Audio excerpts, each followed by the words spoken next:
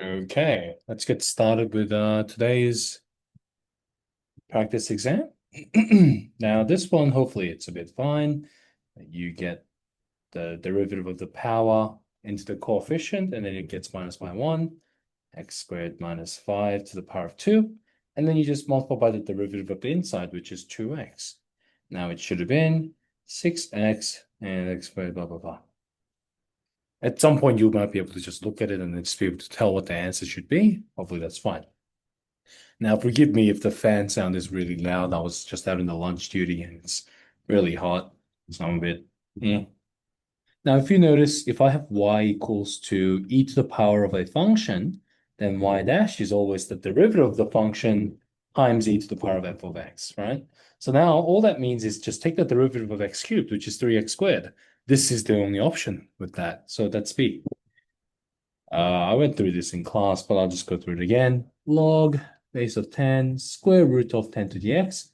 What I don't like is the surd. I don't like the surd. So I'm just going to rewrite the power of x into over 2, because that's what the surd does to square root. Now, what I can do then is just take it out as a coefficient, and then now it becomes x over 2 log 10 over 10, which is 1. So it's just a. Differentiate the following with respect to x. So now y equals to 2. Square root of x is the same as x to the power of half. That means y dash is the same as half times 2x to the power of negative half, which is now half and 2 cancel out, 1 over square root of x. Okay? Now this is chain rule. So now I have y dash equals to negative 2, 4 minus x, and then now power gets minus by 1. And then you times by the derivative of the inside, which is 1, negative 1, sorry. Now it becomes 2 over 4 minus x to the power of 3. Ideally, your final answer should be of positive indices and whole number 2. Sketch the graph of the curve that showing the intercepts on the axis and the equation of the asymptote. Sorry, I didn't give you guys enough space for that. I didn't really click that in my head. Now, a normal ln graph, normal log graph at all, always looks like this. Log 2 of x. And now I have log 2 of x minus 1.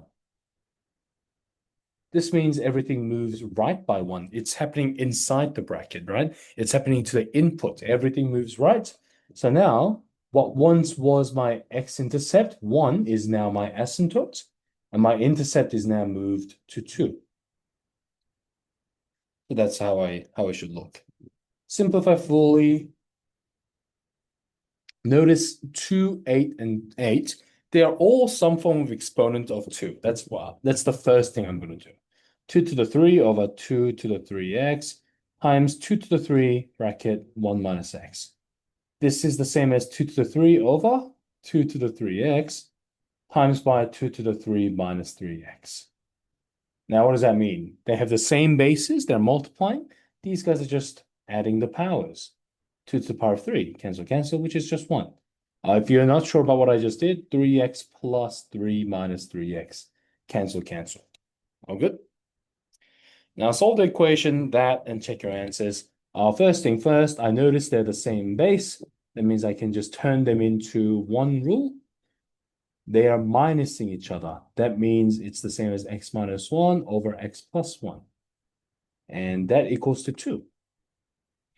I have this complex equation that I'm not exactly sure how to solve. What I do remember is BAP, right? If I have base to the power equals to the answer, that's the same as log base of answer equals to power. This means I have 2 to the power of 2 equals to x minus 1 over x plus 1, which means 4x plus 4. You know what, I'll take my step. 4 bracket x plus 1 equals to x minus 1. And then you solve it and you get x equals to negative 5 on 3 or something.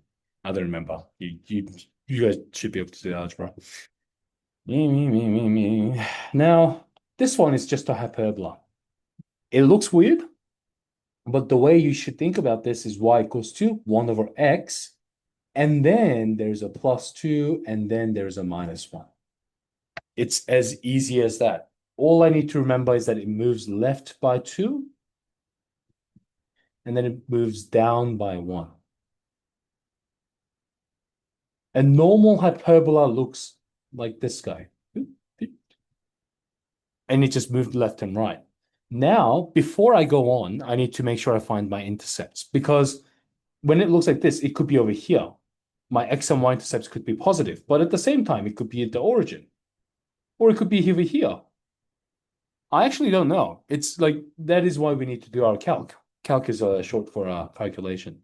So now I say y-intercept is x equals to 0. Therefore, y equals to 1 over 2 minus 1, which is negative half. X-intercept is y equals to 0. This means 0 equals to 1 over x plus 2 minus 1, which means 1 equals to 1 over x plus 2. X plus 2 equals to 1. And x equals to negative 1. So that means my y-intercept is negative half, exactly halfway through. My x-intercept is at negative 1, which is exactly halfway through of this guy. And my curve just has to go, I'll make it a bit clearer. And all I need to do is just make sure it goes through and look asymptotic as hell. That is not exactly what I was intending, but you guys know what I mean. You get me? So, something like that, yeah? And now you do this side too. Anyhow, hence or otherwise, solve where this hyperbola is greater or equal to 0. Oh, where is that? Oh, I don't know if you know this. Greater or equal to 0 just means if I'm looking for this guy, I'm looking for it to be at 0 or greater. Thank God it's nice. This means x has to be, what do you notice? It is on the right side of negative 2, but does it actually touch negative 2? No. So that means it has to be round bracket negative 2, comma. Can it include negative 1? Yes, because it can be greater or equal to negative 1, rectangular bracket. All right. All good? All is well. On the number plane below, the graph of y equals to 2 to the x is shown. One of the points of intersection is show that the other point of intersection is 2, 4. On God, I do not know how to solve this.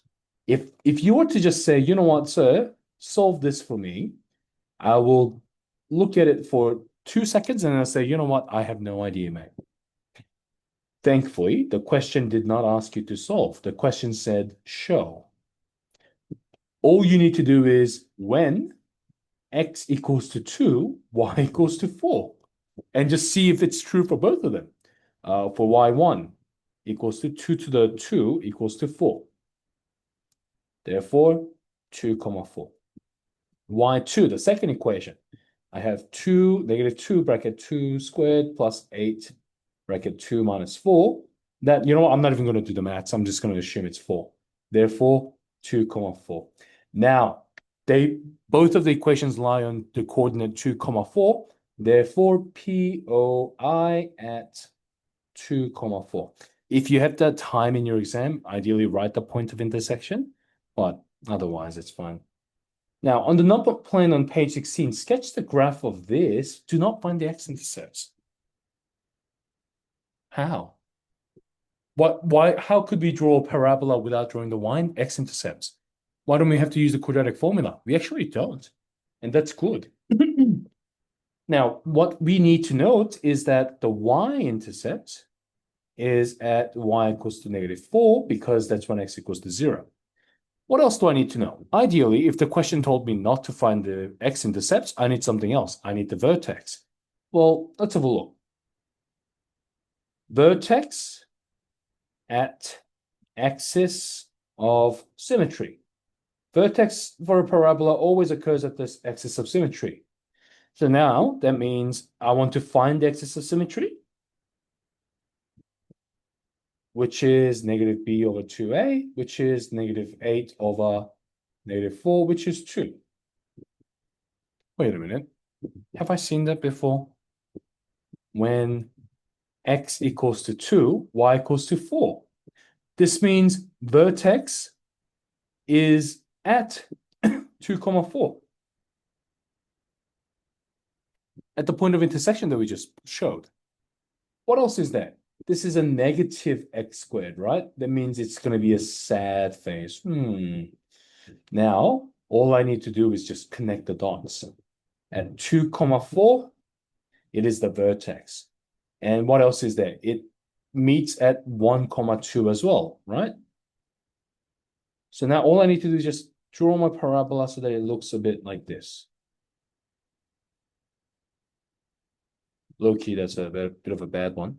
Did I just say low key? Oh my God. I am not young enough to say that. It looks a bit like a bad parabola. I'm sorry, guys. I've been pretty clear that graphing was my worst topic when I was in high school. Anyhow, hence or otherwise, solve for that is greater than 2 to the x. Oh, we're looking for where the parabola is greater than the exponential graph. That's all the question is saying. When is it? Do we want it to be also including as well, or do we just want it to be strictly greater than? Strictly greater than. That means x has to be strictly bigger than 1 and strictly less than 2. Because those are the where the x values are. Okay, x is 1 and x is 2.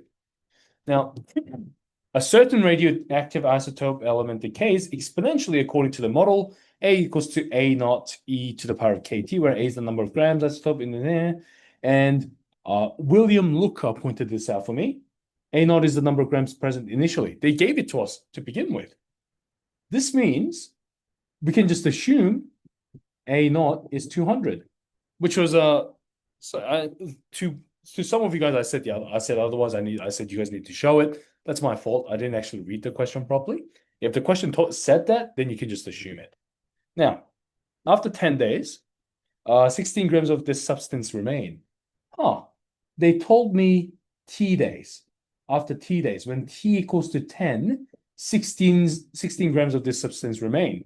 This is how much remains. This is A equals to 16. So many of you guys were able to get that deduction, e to the power of 10 times k. Now, you guys were a bit unsure about the second part. What is the rate of decay after the 5 days?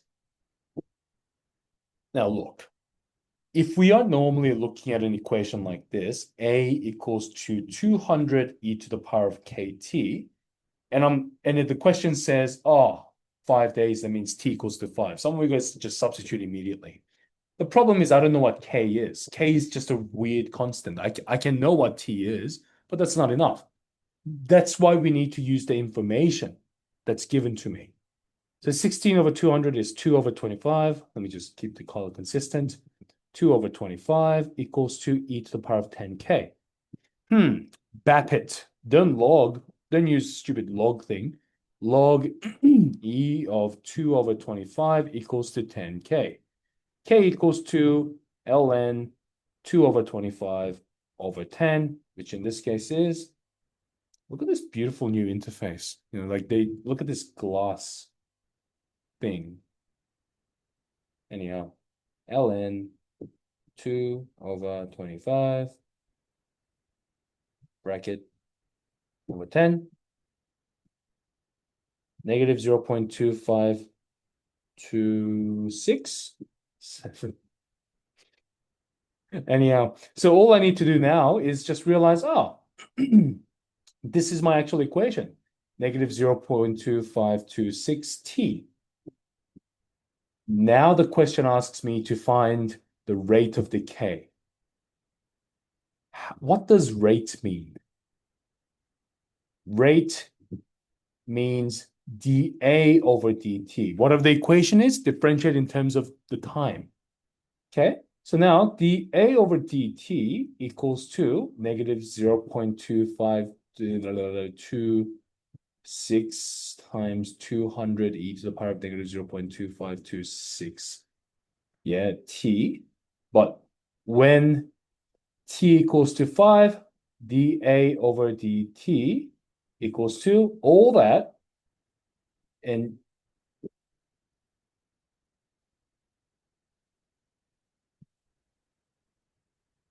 sorry, I'm really focused right now.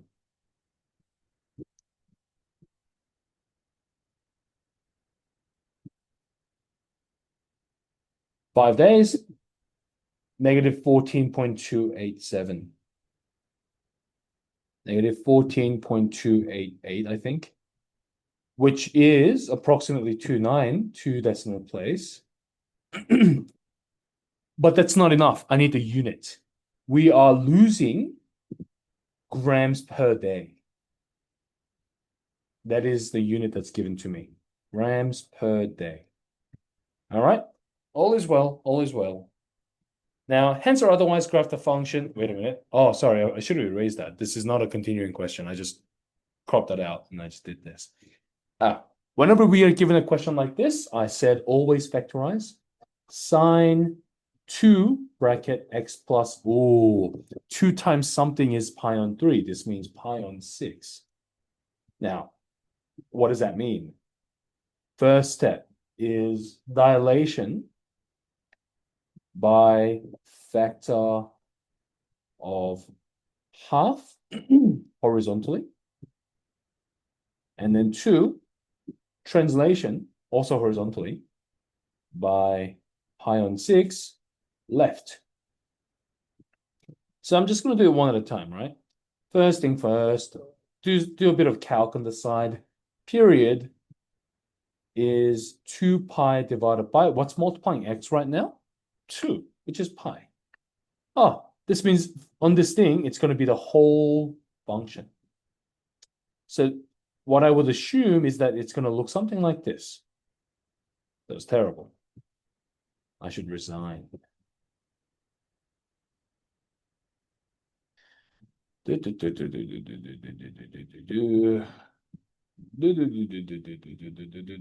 that was probably one of the best ones I've done in my life. Anyhow, and then what happened? It moved left by pi on 6, right? This is a problem. First thing first, whoops, sorry, I should have done the maximum value and then the minimum value.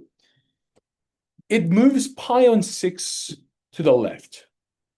I don't know if that, this is to you guys, yeah. It moves pi on 6 to the left.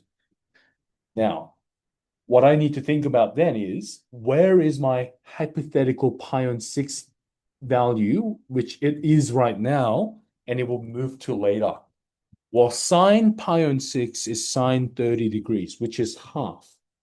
That means if I were to move all of these guys to the left, to the left, to the left, like that, it would do exactly half.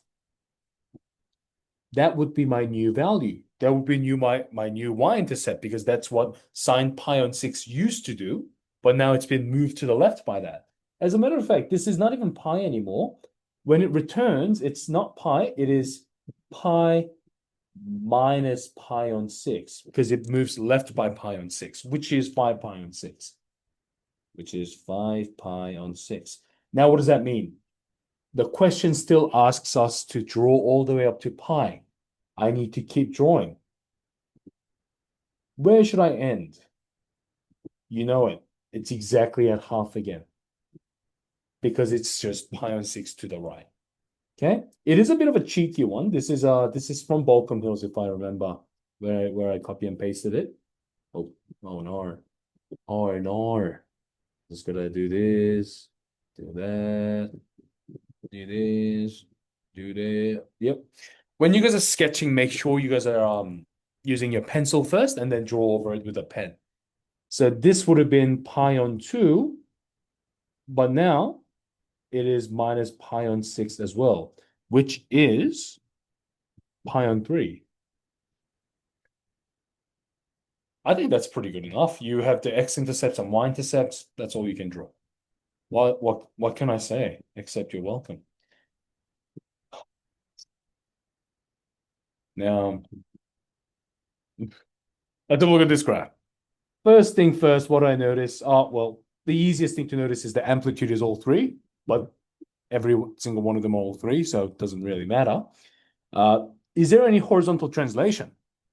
No. Am I lagging? I think I'm lagging. But there's no movements left or right. What does that mean? It is not going to be cos or cos, because cos always starts here or here, depending on the sign. If it starts at 0, it's always sine or sine. Now, how often does it repeat itself? It repeated itself at pi. What should the normal one be? 2 pi. It's twice as fast. How easy. Life is good. Okay. Yeah. I should be explaining more, but I'm not really bothered. You guys should be okay. It's fine. Anyhow, you're given this graph, and then the question is all this transformations. Remember what I always say, you start by factorizing what you can. Whatever's multiplying x is the one that gets factorized. Notice half is in front of x, so you take out the half, x, and then now the -1 becomes -2. Now what does that mean? First thing is horizontal dilation by factor of, well, all my x's are halved. Well, sorry, all my input is halved. What does that mean for my actual y, x values? My x values will expand. It will stretch by a factor of 2. That's the tricky bit. Remember to not mix that up. And now what happens? It moves horizontal translation right by 2. So all I'm going to do is I'm going to start by a draft. I'm going to do this in red, and I'm going to do this in blue. So let's see. All my x values double. So 0, 4 stays the same. -1, 0 becomes -2, 0, -2, 0, and then becomes 4, 0, and then that becomes 2, 2, 2, 2. So it would have looked something like that. So notice how it looks a bit wider.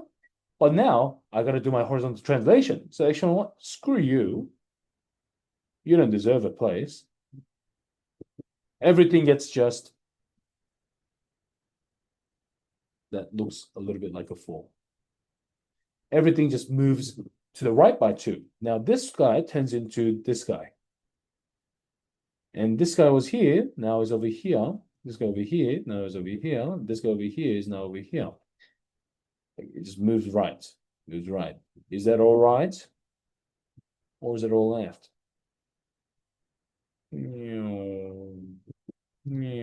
Look at that. Beauty. And you just gotta label the new coordinates. 4, 2, 2, 4, 0, 0. You have to label the coordinates, otherwise there's no point of doing all this. You're not getting any marks. Okay? Ava is managing the growth of population of bacteria in a laboratory. The population can be modeled by the exponential equation. P of t equals to 500 e to the power k. T, where the initial population of 500 bacteria. K is the growth constant, and t is time in minutes. Growth constant is just a fancy word for this is the number that determines how fast it grows or how fast it goes down if it's negative. Find the value of k correct to one significant figure, given that there are 1660 bacteria present after 2 hours. Well, what do you know? When t equals to 2, this goes very well with the Mars. Is t equal to 2? What do we know? T is in minutes. If you didn't read that carefully, you're a silly Billy. You're a fart smeller, not a smart fella. T equals to 120 minutes. Now you got to chuck all that in. So you have 1660 equals to 500 e to the power of 120k. Now e to the power of 120k equals to, I don't know. I actually don't know. Don't ask me. And then now that means I BAP it. ln 166 over 50 equals to 120k.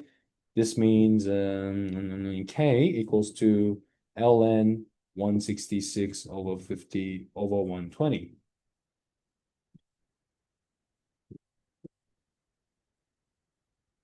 I swear to God, if I did all this and then the fan noise really muted me and I have to record it again, I'm not going to record.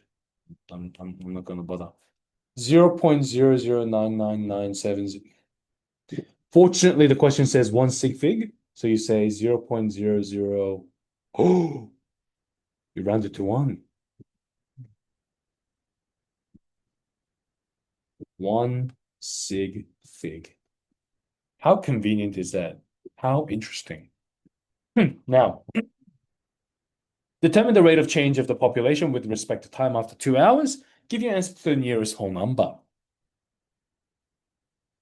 Rate of change, what does that mean? You've got to differentiate it. dp over dt. It was 500 e to the power of 0.01 t. This means, no, stupid. P is 500 e to the power of 0.01 t. I made the mistake that I tell my students not to make. I wrote that and I wrote the derivative and I didn't actually differentiate. Don't do that. Don't be silly. Now that becomes 0.01 times 5 e to the power of 0.01 t. Now, after 2 hours, at t equals to 120, dp over dt equals to 5 e to the power of 120 times 1.2 t. Wait a minute. It's stupid. T is 120. And 5 e to the power of 1.2. 16.6. 17 bacteria per minute. Units. Okay. Find all values of it such that this is this. Okay, first thing first, we'll go about theta minus pi on 6 means all my boundaries get minus by pi on 6. So minus 7 pi on 6. So now you solve it. Oh, theta minus pi on 6 should be, it's going to be this guy and this guy. But now, cos of what angle gives me root 3 on 2, pi on 6. Oh. Now all I need to do is realize this guy here is my 5 pi on 6. So 5 pi on 6. That's my first solution. But this is the problem. You guys might just say pi plus pi on 6. Because that's what we're used to doing. The domain doesn't go like that, though. We're going from here to first half, and then we're going back again to back half, because this is negative pi to pi. It's not 0 to 2 pi. We're not going a full revolution. We're actually starting from back here, and we're going like this. So that means instead of pi plus pi on 6, which is the equivalent expression of this, we find the negative version of that, which is negative 5 pi on 6, which is the same thing. We're looking at it like this perspective instead of going from here. Okay? So now we have those two answers. And now you have theta equals 2, sorry, pi and then negative 2 pi on 6. Oh, stupid. Negative 2 pi on 3. I simplified the numerator in my head, but not the denominator. Anyhow, find the particle's maximum and minimum velocity. Well, we know this is the velocity. So the equation given to us is the velocity. We're not trying to like differentiate or anything. We're just finding the maximum value of this and then that.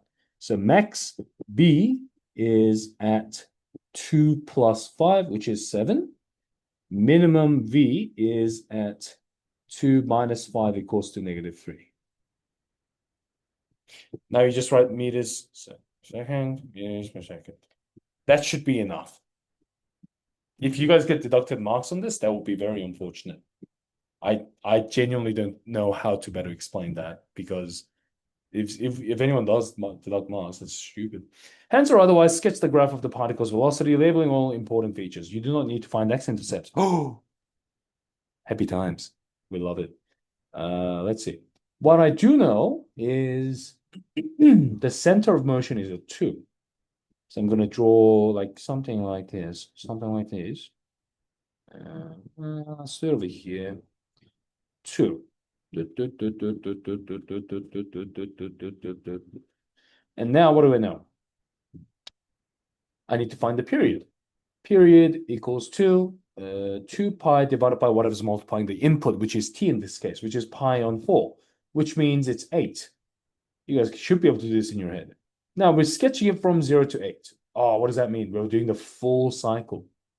Beautiful day, beautiful day. Now we have a sine graph, but what do we realize? It's got a negative and it's got an amplitude of 5. So that means all I'm going to do is we make sure we have the minimum and maximum. And for a sine graph, it normally would have gone like this. But because we have a negative, we just need to switch it.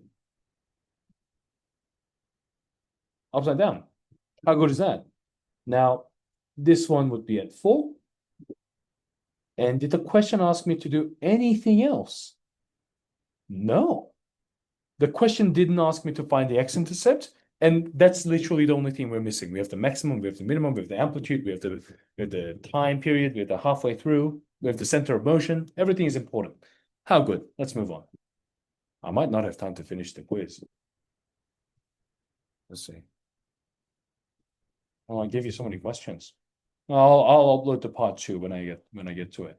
Okay. Question 18. Which of the following could be the graph of this guy squared 2 minus x cubed? If you realize x squared times minus x cubed is always going to be negative x to the power of 5 if you expand it out. So it's not these guys.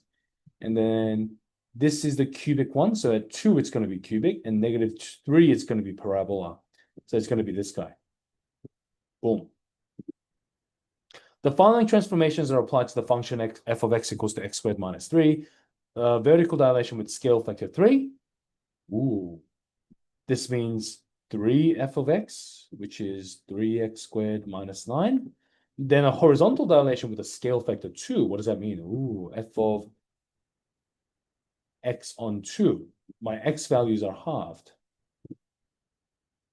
So what has become 3 on 4x squared minus 9. And then a vertical translation down 1 unit. F3, f of, did I just write FF? 3 on 4x squared minus 10, which is going to be D. Okay. A parabola with vertex 2, negative 5 has y-intercept of 11. Find the equation of the parabola.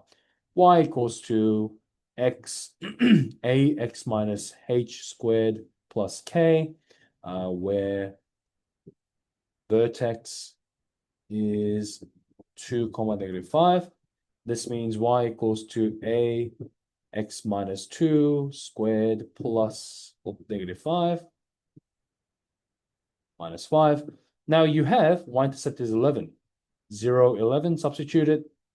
You get 11 equals to a negative 2 squared minus 5, which is, what's that? A equals to 4. That's not enough. Y equals to 4x minus 2 squared minus 5. All is well.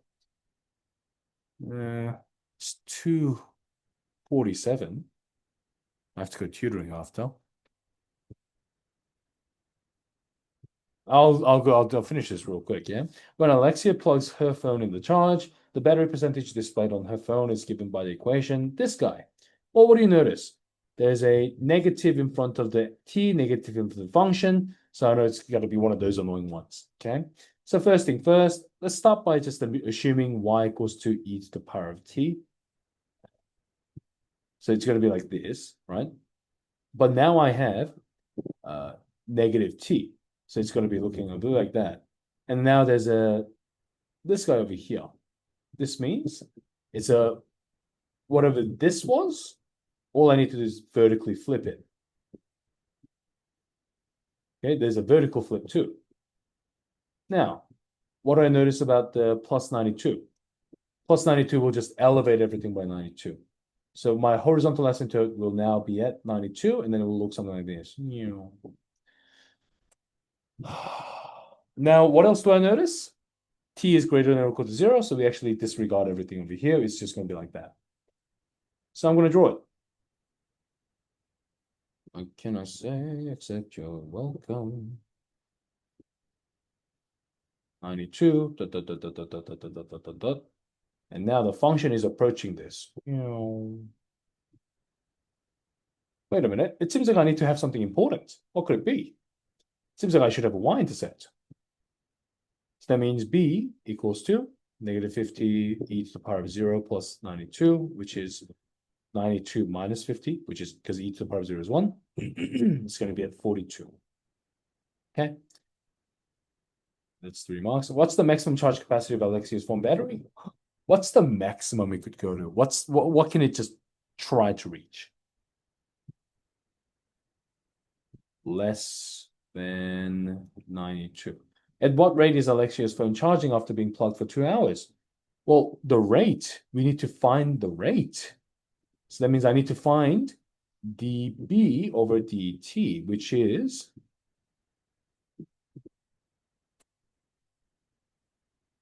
uh, 30 e to the power of negative 0.6t at t equals to, is it in hours? Is t in hours? T is the number of hours. Yep, t equals to 2. This means dB over dt equals to 30 e to the power of 0, negative 1.2. You chuck it in your calc. 30 e to the power of negative 1.2. 9.035.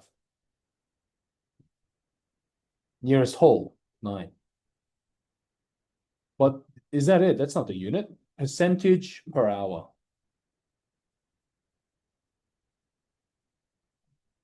Okay. Now I'm going to stop here because I need to have my lunch. It's nearly 3 o'clock. I'm starving. I've done up to page 21. I'll do page 22, question 22 onwards after. Yep.